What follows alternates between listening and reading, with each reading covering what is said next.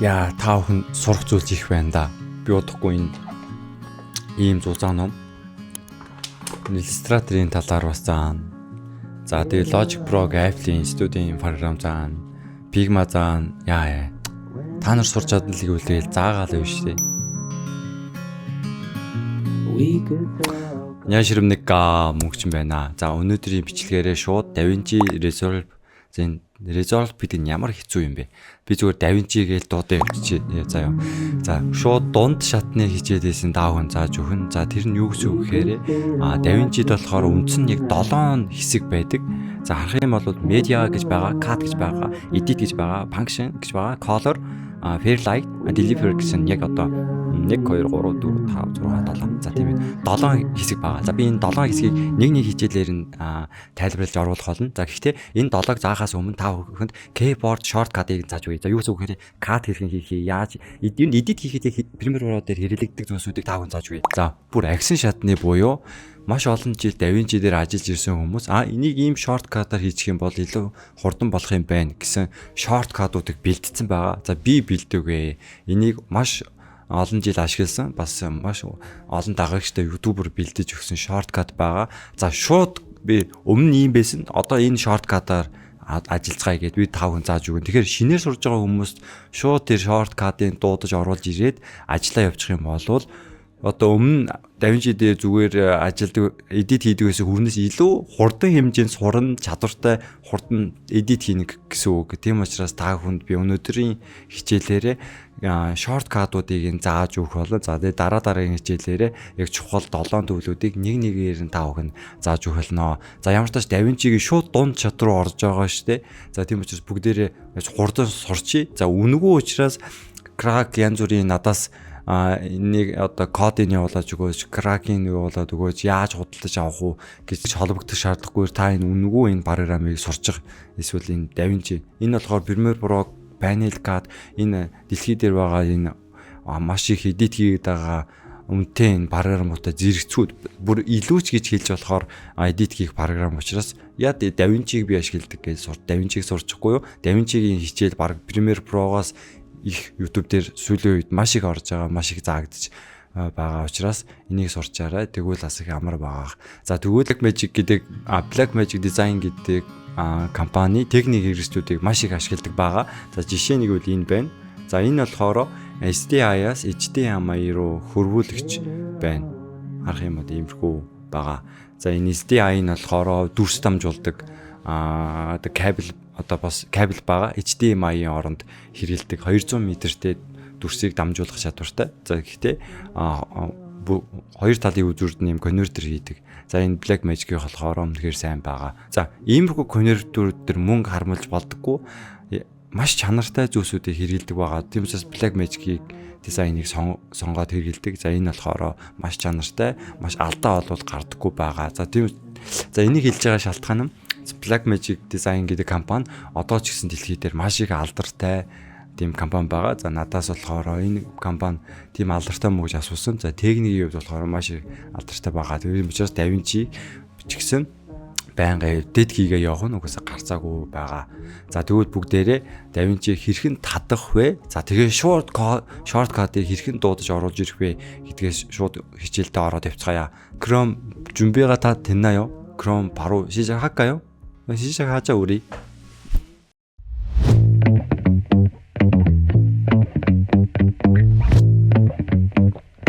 야, та бүхэн сурах зүйлс их байна да. Би удахгүй энэ ийм зузаан ном Illustrator-ийн талаар бас заана.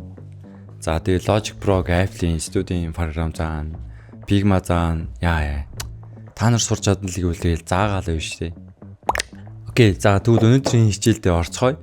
За description хэсэгт болохоор shortcut-ыг татах линк байгаа. За та татаад за тэгээд дагаад өөрийгөө тэгээрэй. Би сайн хэлсэн. За хэрхэн файлаа дуудаж оруулж ирэх вэ гэдгээс заахгүйгээр за шууд хамгийн их хэрэглэдэг shortcut-уудыг энэ сольсноос өмнө юм байсан. Одоо ингэдэг гэдгийг зааж өгөөд за дараагийн хичээлээр хэрхэн файлаа дуудаж оруулж ирэх үү, зэгцэлэх үү, хэрхэн edit хийх үү, хэрхэн cut хийх үү, өнгийн хэрхэн тавих үү гэж заагаад явчихна. За тийм учраас өнөөдөр болохоор энэ shortcut-ын талаар сурна гэж үзээрэй. За шинээр сурж байгаа хүн ч гэсэн ингэж тасдсан юм байна. Ингэж хийд юм байна гэж shortcut-ийн шийдлээд авчна. За өмнө нь DaVinci-г ажилладаг байсан хүмүүс энэ shortcut ямар гоё юм бэ? Амар болчлаа гэж бодохоор гоё shortcut-ыг зааж өгье. За тэгвэл бүгдээрээ DaVinci хэрхэн татах уу гэдгээс эхлээд за өнөөдрийн хичээлд орцгоё. DaVinci маань саяхан буюу 24 оны 8 сарын 22-нд болохоор DaVinci Resolve 19 гэдэг албан ёсны хуулиараа цацсан байгаа. Юу гэхээр ер нь саяхан шинжилэлт хийсэн гэсэн үг. За бүгдээрээ интернетээсээ зүгээр DaVinci монголоор биш шүү. За одоо DaVinci Resolve гэж search хийх юм бол ийм Blackmagic Design гэдэг компани шууд DaVinci Resolve хамгийн сүүлийн үеийн хуулиар нь гарч иж байгаа бүгдээрээ эндээс харж байгаа байх. За бүгдээрээ ийшээ оръё. За орсны дараа маш олон зүйлс зардаг байгаа. За тэр нь хамаагүй. За доошлуулах юм бол энэ чинь DaVinci энэ хэцүү Resolve 19. За ингээд free download now гэж байна. За тэгээд энэ худалдаж авахаар төлбөртэй хуулиар нь байгаа. За мэдээж төлбөртэй хуулиар нь давуу тал одоо $295 байхгүй. Гэхдээ яваад орох юм бол хараа $405 болчихж байгаа. За би энэ дээр бодож үзсэн. Тэгсэн чинь сая 400 болоо явчих байгаа. За тэгээд хэрвээ төлбөртэй хуулирыг авмаар байна гэх юм бол бас надтай холбогдож болно. За би хямдхан төлбөртэй хуулирыг олж өгч болно. За тийм танил тал байгаа байхгүй юу? За тийм учраас яг $405-оор хийжээж авахгүй. Монгол мөнгөөр бараг $450,000 төгрөг хүрэхгүй байгаах. За тэгээ авч болно. За гэхдээ үнэгүй хуулир нь хангалттай кино эдит хийх боломжтой. За тэгээ ямар ч тач бүгдээрээ free хуулирыг татаад install хийгээрэй. За тэгээд install хийснийхаа дараа за хэрхэн өнөөдөр shortcut-а дуудаж оруулах уу гэдгээс шууд эхлээд явъя. За доор description хэсэгт болохоор shortcut байгаа. За энийг бүгдээрээ download хийгээд аваарай. За тэгээ өнөөдрийн сурах shortcut-ууд маань энэ байна. За буйна. Зам зөриөлөө. Энийг сураад аваарай ханд. За тэгвэл хамтдаа хичээлдээ орцгоё. За DaVinci нээх юм болвол за ямар ч тач нэг иймэрхүү харагдах байгаа. За доор нь харах юм бол шүү дээ энэ media, cut, edit, function, code, fairlight. За тэгээд deliver гэсэн хэсэг байгаа. Энэ media гэдэг нь болохоор ер нь бол бүх одоо файлыгаа цуглуулад цуглуулдаг хэсэг гэсэн үг. Амар гоё. За cut гэдэг нь болохоор энэ хамгийн чухал видео эдитийн чухал одоо дамжлаг гэхүү cut хийдэг тасддаг тусдаа процесстэй гэсэн үг байгаа. Гоё уус. За тэгээд дараа нь edit хийх хэсэг байна. За function буюу ямар нэг эффектүүд өгөх боломжтой. За color буюу color-ыг энэ өнгийг нь бүрэн хэмжээнд бүгдийг өгөх боломжтой. За fairlight нь болохоор audio бүх sound effect, audio background бүгдийг энэ янзлах боломжтой. Амар гоё яваас. Мэдгүй яагаад ч би надад амар гоё таалагдаад байгаа энэ DaVinci. За тэгээд deliver нь болохоор одоо export буюу одоо рендинг хийх зэс гэсэн үг. Тийм учраас энэ 5 төлөв байгаа. 7 байгаа. Энэ 7-г болохоор би нэг хичээлээр нь заана. За та бүхэнд энэ icon нь гарч ирэхгүй байгаад шүү дээ. Mouse хоёрын энэ дээр дараад энэ show icon энэ label гэж байгаас доотлын дарах юм бол зүгээр icon л гарчиж байгаа. Зүгээр эндээс ихтэн. За энэ минийх яагаад media cut гэдэг нь гарч ирэхгүй байна. Багших бол гарч ирээд байна. Гэдгээс эхлээд хайж эхлэн штэ. ChatGPT-гээс ч юм уу. За ингэж хайж оролцож сурсан хүн нэг юм дуулах шүү. За mouse хоёроо дараад энэ дарах юм бол за яг энэ зайгийг би болохоор ингэж ашиглаждаг байгаа. За өнөөдөр болохоор зүгээр энэ edit хэсэг рүү очиж байгаад байна шүү дээ. За та бүхэнд энэ дээр хэрхэн edit хийдэг талаар л ер нь зааж өгье. За тэгвэл shortcut-ыг хэрхэн дуудаж оруулж ирэх вэ гэхээр бүгдээр энэ баруун дээд болон DaVinci гэдэг хэсэг байгаа. DaVinci дээр дараад энэ чинь keyboard гэдэг хэсэг рүү очоорой. За тэгэх юм бол нэг ийм хэсэг гарч ирнэ. За та бүхнийх болохоор энэ DaVinci гэдэг энэ хэсгийн сум бавс. За энэ дээр дарах юм бол DaVinci Resolve гэдэг яг default хэсгээрээ байгаа бах. За бүгдээрээ өнөөдрийн та бүхэнд өгч байгаа shortcut-ыг дуудаж оруулж ирье. За тэхийн тулд болохоор энэ гурван цэгэн дээр дараад import preset гэдэг хэсгийг дарна. За тэгээд саяны татсан shortcut-ыг сонгоод open гэдээ оруулаад ирээрээ. За тэгэх юм бол энэ чинь DaVinci Resolve Shortcuts V1 гэдэг нэртэйгээр shortcut-ууд нь ингээ өөрчлөгдөж байгаа. За ингэж өөрчлөөд save гэж заавал хадгалаасай гэж хүсэж байна. За тэгжиж цаашаа edit хийх дараагийн шатанда орж байгаа шүү дээ. За эхний shortcut нь болохоор playback байгаа. Тэр нь болохоор тоглуулах, буцаах, ухрах байгаа. За харах юм бол бүгдээрээ за edit хэсэг рүү орсон байна. За энэ маузаараа хөдлөх юм бол яг Premiere Pro-тай ижилхэн гэсэн үг байгаа. За гэхдээ space зарах юм бол муу ялгаагүй тоглуулна. Space. За гэхдээ нь шүү дээ. Keyboard-ныхоо яг одоо энэ хэсэгтэр бүх одоо чухал зүйлсүүдээ одоо тааруулсан байгаа байхгүй энэ shortcut болохоор. За тэгээд давуу тал нь юу гэхээр гарч ингээд салахгүй өөр keyboard-ийн хэсэг рүү. За тэгэх юм бол энэ хэсэгтэрээ ингээд хурд нь эдитлээ. Яг нэг counter strike тоглодог байхад ч одоо энэ хэсэгтэр товчлуурууд бүгдээрээ ингээд ууларсан байдаг байсан шүү дээ. Яг тэрэн шиг энэ хэсгийг бөөнөрөө гараа авахгүйгээр ингээд хөдлөхгүйгээр ингээд хийгээ сурчих юм бол гоё гэсэн үг байгаа. Энэ shortcut яг хэрэгтэй. За бөөнөрөө тэгвэл 1 2 3 тоо байгаа шүү дээ. Тэр тоон дээр дараад үзээрэй. 3 дээр дарах юм бол тоглуулж байгаа. 2 нь stop. За нэг нь болохоор хаашаага ухарж байгаа. За тэгээ 3 дээр дараа 2 удаа дарах юм бол 2x-ээр дахиад дарах юм бол 4x-ээргээ хурдлна. За 2 нь болохоор stop гэсэн үг шүү дээ тий. За тэгээд бүгдээрээ миний энэ shortcut-ын доор харагдаж байна уу? Энэ хараа. Shortcut 1 2 3 1 2 3 1 2 3 харагдаж байгаа ус. За энэ харагдаж байгаа учраас та бүхэн энэ миний энэ юу дараа мэддэхгүй байгаад энэ shortcut-ыг зогсоож байгаа нэг гүйлгээд үзээрэй. За 1 2 3 нь болохоор бүгдээрээ энэ playback нь мэдээд авчлаа шүү дээ. Space-ээр бас хийж badна. За тэгвэл 4 5 6 7 8 эдгээр нь юу юм бэ гэх юм бол за эдгээр хэсгүүдийнхаа өнгийн сүлэх боломжтой гэсэн үг. За харъя л да. Бүгдээрээ энэ хэсгийг сонгож байгаа 4 дээр даръя. За шар өнгөтөлж байгаа. За 5 дээр даръя. Ягаан. За энийг дарж агаад 6. За ийм өнгөтэй. Одоо ингэ дарж агаад 7. За улаан өнгөтэй. За ингээд явж өгнө. Энд чинь. За энийг ярьж агаад 8 дээр даръя. За 9. За 10 гэж байхгүй. За ямар ч тач энэ хүртэл болохоор өнгүүдийн сүлэх боломжтой. Тэгэхээр юу гэсэн үг вэ? Edit хийж байгаад за энэ эффект шүү, энэ камерын дүрс шүү гэдгээ бүгдээ зүгээр энэ keyboard-ноос тоонуудаа дараад шууд одоо өнгийн сүлөөд ингээд явчин гэсэн үг байгаа. Энэ их бас их гоё shortcut байгаа. За дараагийн shortcut болохоор trim буюу cut хийдэг хэсгүүдийг дагван зааж өгье. За ер нь бол бүхий л edit програм дээр нөгөө cut буюу нөгөө хайч байгаа шүү дээ. Print-ний icon-тай энэ байна. За харах юм бол за өмнө нь яадаг гэсэн бэ гэхээр бүгдээр ингээд гүйлгэж байгаад за энэ trim хэсэг байгаа шүү дээ. Энийгээ дарлаа, тастлаа. Тэгээ A буюу select хэсэг байгаа. A үсгээр дардаг шүү. V биш. V дарах юм бол энэ чинь нөгөө одоо link хэсгийг дараад байна. Premiere Pro-тойгоо андуурч болохгүй шүү. За A дарна. A дарах юм бол select хэсгийг гарч ираад за энэ хэсгийг нь дараад бүгдээрээ delete юм уу эсвэл backspace дарна. За тэгэх юм бол ингээ устж байгаас. За гэхдээ ингэж хийх нь жоохон төвөгтэй байгаас. Тэгвэл shortcut нь болохоор яадаг вэ гэхээр энэ Q, W, E дээр тохиролцсон байгаа. За бүгнээр харъя л да. За харах юм бол ингээ явж байгаад би энэ хэсэг тастмаар байгаа бол W хэсэг тастаж байгаас. За дахиад явж байгаад W хэсгийг дарлаа. За дахиад W. Нэг чухал тохирохыг заавал хийх хэрэгтэй. Тэрийг та бүхэнд зааж өгье. Энийг хийхгүй бол бас миний болохгүй байна гэдэг их баг. За энэ settings хэсгийн timeline хэсэг рүү очоод энэ selection polls playhead гэдэг энэ хэсгийг чекийн дараж өгөөрэй. За яагаад вэ гэхээр штэ. Нараа энийн дараагүй байх юм бол би ингээ энэ индикаторыг хөдлөн штэ. Тэгээ хөдлөх юм бол шууд энэ ингээ сонгогдох автоматар сонгогдвол үг нь гоё явахгүй.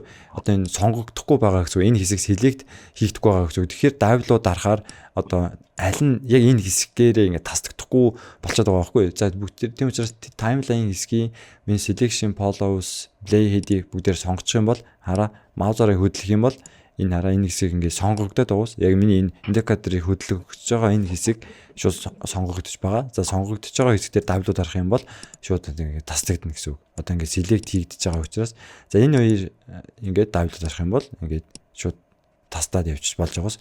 За control Z нь болохоор Z нь болохоор ухрах хэвээрээ байгаа шүү дээ. Энийг ч солино гэж юу бах вэ? За саяны тохирхоо хийсний дараа болохоор за бүгдээр за дахиад зааж өгье л да. За C үсэг дараад ингээд Pretkийг сонгож байгаа ингээ cut хийдэг шүү дээ. За ингэхгүйгээр шүү дээ. Бүгдээрээ зүгээр W үсгийг дарах хэрэгтэй гэсэн үг.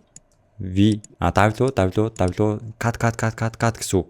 Ингээл cut хийж ийн гэсэн үг. За тэгээд одоо ийм ажилбар хийх болдог. За ингээ нэг юм блог байгаа шүү дээ. Иймэрхүү бичлэгүүдэд оруулж ирээл тэгээд cut хийгээд хэрэггүйнүүдийг cut хийдэг. За тэгсэн чинь би одоо энэ бичлэгийн маа. За бүгдээр энэ V үсгийг ингээ бити нөө Premiere Pro V чинь selection хэсэг байхгүй. V ингээ дараад байхаар нөө энэ линк нь ингээд энэ линк ингээ дарагдаад идэг байхгүй юу. За энэ линк нь ямар хүчтэй вэ гэхээр энэ одоо A үсэг уг нь selection байхгүй. Одоо ингээ энэ хоёр ингээ салчиж байгаас дуу дүрс хоёр нь. За энэ хоёр болохоор линкийн дарцсан байгаа болохоор тэгээд байгаа. За тэгээ энэ хоёрыг одоо сонгож байгаа одоо заавал ингээд линклэх хэрэгтэй. Сайн ингээ эдит хийж явахдаа санамсаргүйгээр ингээ дараад алдаад идэг. За та бүхэндээс би өөрийнхөө алдсан юмсаа зааж өгч байна. За одоо энэ хойтлын хэсэг нь ингээ хэрэггүй байж тээ. Тэг хэд болохоор за яг W дарснаа энэ хэсгээ дараад устгахтаа бас шорткатыг сүлцсэн байгаа. Уг нь backspace эсвэл delete дарж болдог байхгүй. Гэтэ delete-ийг бараг дардаггүй байна болохгүй. Тиймээс яаж delete хийхээр S үсэг дарна. За нөгөө нэг Ctrl Star тоглодог keyboard дээр л яваад байна шүү дээ. Тэр хэсгээс гараа холдохгүйгээр. За delete хийхээр бүүнөр энэ маусаас ч юм уу аливаа keyboard-ноос ингээд гараа холдуулах гэдэг шүү дээ. Тийм учраас тэрийг нь л болиулах гэдэг байгаа. За S гэдэг нь delete гэсэн үг байгаа шүү. За гэхдээ ингээл delete ингээл C үсэг дараал энэ хэсгийг шууд одоо delete хийгээл S хийгээл тэгэл дахиад энэ хоосон зайгаа дарж байгаа л тий S хийгээл ингэж хийхгүйгээр за би сайн хийсэн W E Q W E гэсэн шүү дээ. За тэр нь болохоор за энэ хойдлын хэсгийг би зүгээр шууд тасмаар байгаа гэх юм бол E хэсэг дарж байна. E за уртлын хэсгийг тасмаар байна Q хэсэг. За ингэ дарчин гэсэн үг. E Q. За хэрвээ шүү дээ. За ингэж та бүхнийг ингээд edit хийсэн чинь ингэж Q W дарсан чинь одоо арийнх нь энэ дүрсэн үлдээд аудын ингээд таслагдаад яваад байх ийм алдаа гарах бах. За энэ үе ямар үед гардаг вэ гэхээр энэчнээ байгаа энэ айконыг даруу үед гарна заяа. За энэ айконыг одоо дарцсан үед хийе л та. Тэгэх юм шууд ингээд edit хийж байгаас. За Ctrl Z дараад ухарчи.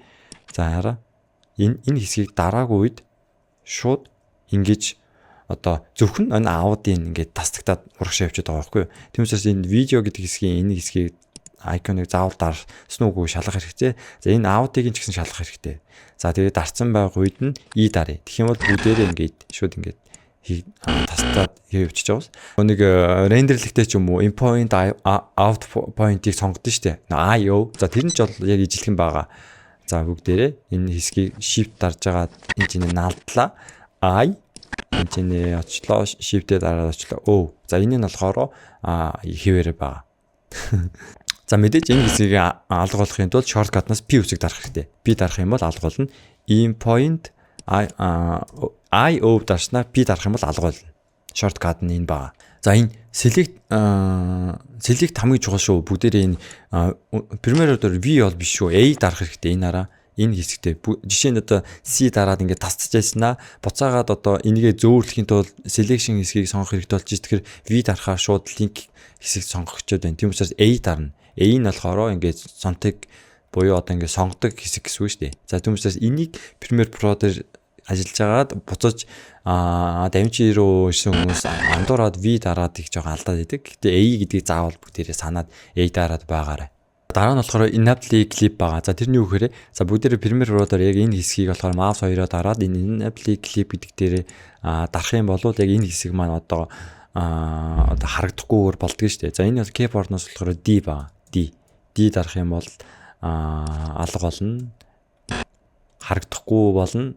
За тэгээд дахиад дарах юм бол харагдана гэсэн үг ба. За энэ хэсэг болохоор link гэж сайн хэлсэн шүү дээ. Өндөө алдваа гэдэг. Энэ ч болохоор shortcut-ноос болохоор V хэсэг байгаа. За энэ нь юу гэж үгээрээ? За медиа бичлэгээ оруулж ирэхдээ аудио дүрс хоёр маань хоёулаа орж ирдэг. За энэ хоёрыг салгамаар байгаа бол энэ линкэн дээр дарчин. За тэгэх юм бол энэ хоёр маань ингээд салчна гэсэн үг.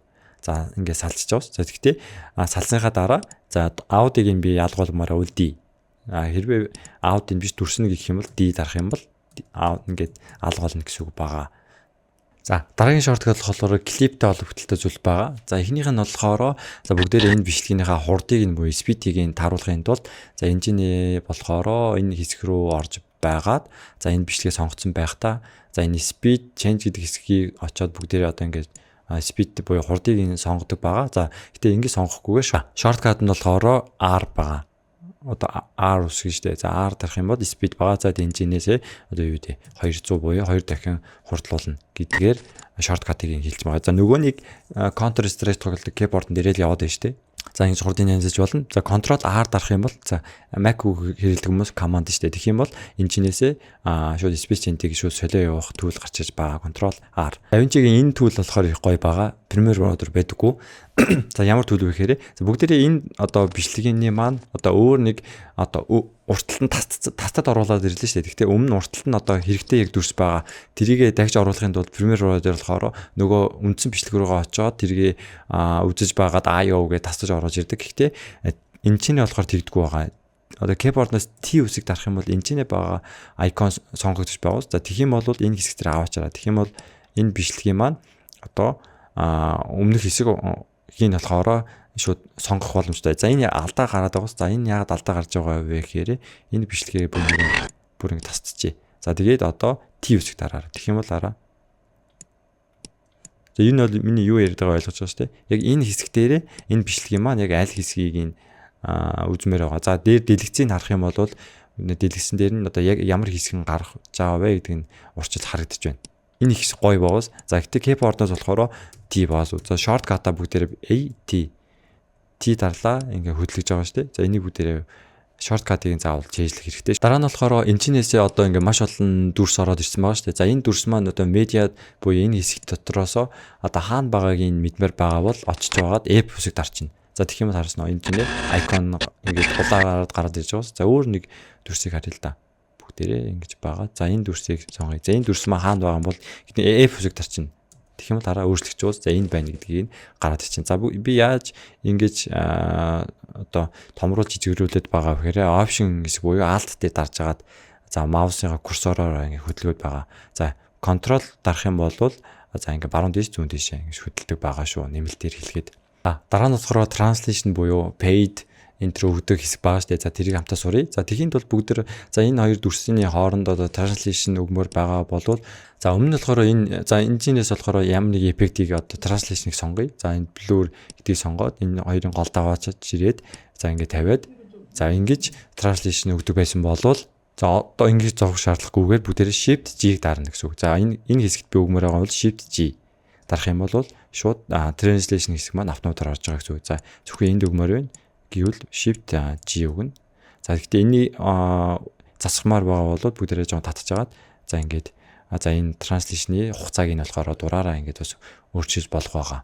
За тийм учраас shift G үсгээр бүгдээ translation хэсгийг өгч болдог байгаа шүү. За дараа нь болохоор маш чухал байгаагаар аудийн нөө sync-ийг нь тааруулахдаа бүгдээрээ за энэ хоёр дүрс байна. За харах юм бол хоёулынгээ сонгоод маус хоёроо дараад энэ чинь login clips гэдэг дээр дараад за энэ wave form гэдэг хэсгийг дараад гэдэг дээр дарах юм бол за энэ бичлэгний маань аудигаар нь бичлэгийг тааруулдаг юм хэсэг байгаа. За энэ бичлэг маань ингээ уншиж байна.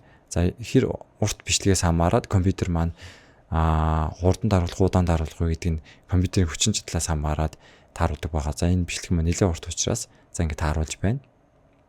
За хүлээж байх юм бол за ингээ одоо энэ хоёрын дүрс аудио хоёр нь ингээ таарчж байгаа гэсэн үг. За энэ icon дээр дарах юм бол мэдээж дүрсийг нь алга болгож байгаа шүү дээ. Одоо analyst буюу одоо unmute байгаа шүү дээ. Mute track-тэй ижилэх нь видеог нь болохоор бас одоо enable display би болгож байгаа гэсэн үг. За одоо харах юм бол ингээд аудио TD-ийн давсан байна. Таарсан байгаа гэсэн үг. За гэтээ энэ shortcut бас байгаа заа юу. За shortcut бас хийсэн байгаа. За бүгдээрээ ингээд сонгосны энэ хоёроо сонгосны дараа Y зүг тарна. За тэгээд окей дарах юм бол автоматар энэ хоёрын одоо sync-ийг нь автоматар тааруулчих гэсэн үг. Тийм учраас та бүгдээрээ заавал одоо маус хоёроо дараад ингээд орох шаардлагагүйгээр Y хэсэг дараарай гэсэн үг. дараа нь болохоор Premiere Pro дээр ирнэ Nest гэсэн үг. За Nest-ийг бас мэдэхгүй, за мэддэг хүмүүс нь за бүгдээ ингээ ойлгочоорой. За дараа нь Premiere Pro дээр Nest-ийн талаар зааж өгье. За энэ хэсгийг сонгож байгаад өмнө нь болохоор G юм баггүй юу? За G биш одоо N болгоцсон. N дарах юм бол энэ чинь одоо юу гэдэг